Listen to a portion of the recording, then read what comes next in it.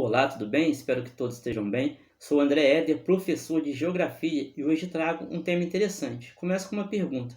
Se tratando de água, você sabe a diferença entre água pluvial, fluvial e nival?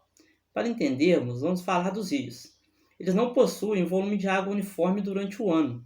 Pelo contrário, há períodos de variações que acontecem, por exemplo, com a quantidade de chuvas ou derretimentos de geleiras. O rio faz parte da hidrosfera, que pode também ser chamado de talassosfera, que é a parte líquida do globo terrestre, o conjunto das partes líquidas que cobrem parcialmente a superfície da Terra. Tudo isto é estudado pela hidrografia, que nada mais é que o ramo da geografia física que trata das águas correntes, paradas, subterrâneas, no geral toda a água que compõe o planeta Terra.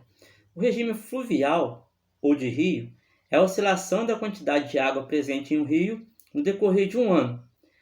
A oscilação do volume está ligada diretamente à origem das águas.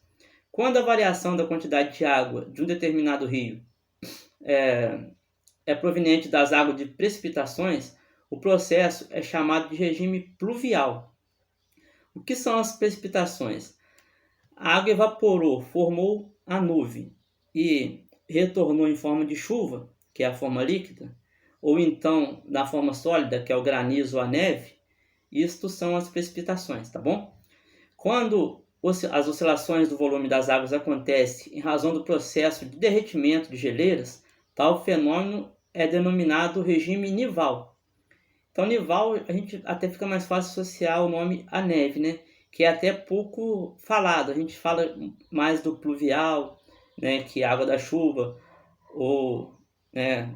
Como a gente estudou agora, que vem em forma sólida, que pode ser o granizo ou a neve, né? Ou o regime fluvial, que é a água dos rios. Mas o nival é pouco falado, né? Então, o nival é proveniente das geleiras, derretimento das geleiras, né? A gente associa o nome dele com neve para ficar mais fácil de chegar ao entendimento. Pode ocorrer a existência de rios que sofrem influência dos regimes pluvial e nival.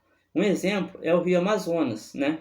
Porque o rio Amazonas, como, né, a maioria sabe, embora ele seja um rio denominado brasileiro, ele não nasce no Brasil, ele nasce no Peru, né? Quando a gente fala de rio Amazonas, a gente associa já a parte amazônica, né, que está presente no nosso país. Mas não é bem assim que funciona, né? Ele nasce lá no Peru. Então, ele nasce na Cordilheira dos Andes, tem influência do regime nival em suas nascentes, e depois, no Brasil, ele sofre a influência pluvial, né? Que hoje, até nesse ano de 2024, né, não vem sofrendo tanto, que a gente vem vendo lá, né, seca na Amazônia. É até uma coisa estranha, né, de se imaginar.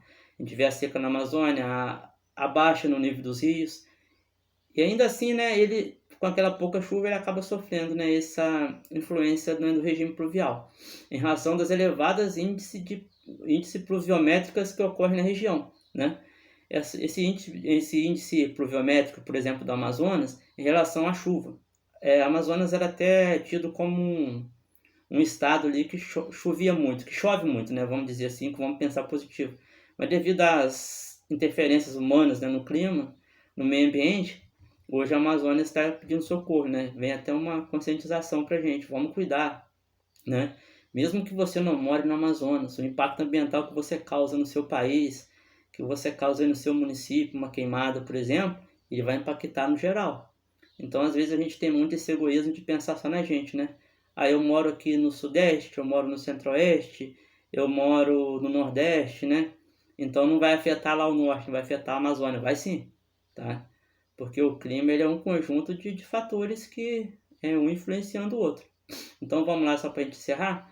Fluvial é a água originária dos rios, pluvial da chuva e nival do gelo. Espero que vocês tenham gostado. Espero que vocês tenham gostado. Em breve teremos mais conteúdos. Que Deus abençoe a todos. Fique com Deus.